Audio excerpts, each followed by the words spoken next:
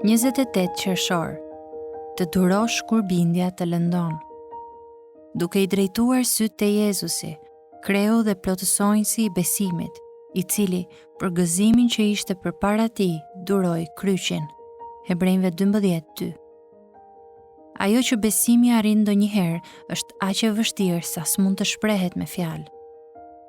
Në librin e tij, Miracle on the River Kwai, Ernest Gordon tregon historinë e një grupi robërish lufte që punonin në hekurudhën e Burmës gjatë luftës së dytë botërore. Në fund të çdo dite, grupi mblidhte veglat e punës. Në një rast, roja japoneze thiri që mungonte një lopatë dhe kërkoi me forcë të dinte se cili prej burrave e kishte marrë. Ai filloi të ulërinte dhe të këllëthiste derisa arriti në një shpërthim paranoje dhe urdhëroi që fajtori të dilte përpara. Askush nuk lëvizi. Të gjithë do të vdisni, të gjithë do të vdisni, çirej ai teksa u drejtonte armën të burgosurve. Në atë çast, një burr doli përpara dhe roja e rrahu me qytën e armës së tij derisa vdiq, ndërsa ai qëndronte pa lëvizur.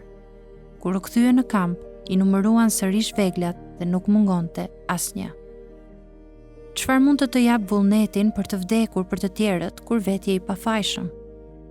Jezusi u mbajt dhe u mbështet në dashurinë e tij për ne, nga gëzimi që ishte para tij. Ai u mbështet në një të ardhme të lavdishme bekimi dhe gëzimi, dhe kjo e mbajti dhe e mbështeti në dashuri përmes vuajtjes së tij.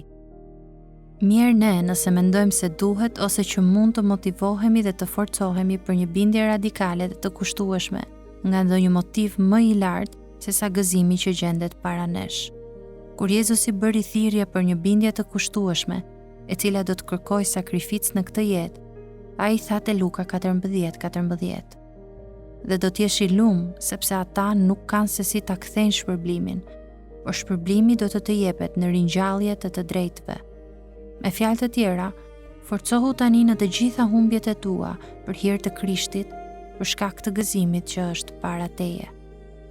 Pietri tha se kur Jezusi vuajti pa u hakmarr, po na linte një shembull për të ndjekur, dhe kjo përfshin sigurinë e Jezusit në gëzimin që ishte para tij. Ai ja dorëzoi çështjen e tij Perëndis, e pare Pietrit 2:21. Dhe nuk u hakmor vetë.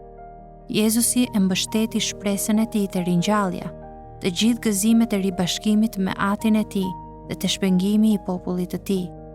Kështu duhet të bëjmë edhe ne.